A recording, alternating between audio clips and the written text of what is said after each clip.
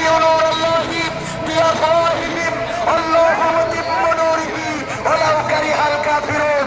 ওরা চায় ওদের মুখের ফুৎকার দিয়ে ইসলামের আলোকে নির্বাপিত করে দেবে, কিন্তু আমি আল্লাহ রাব্বুল আলামিন চাই আমার দ্বীনের আলোকে প্রজ্বলিত করে রাখবো, তাতে যত তাদের কলিজায় জ্বালা পোড়া হোক না কেন। কথাটা কার? আল্লাহ রাব্বুল আলামিন সেই কথার বাস্তবায়ন ঘটিয়েছেন, বলেন ঠিক কিনা?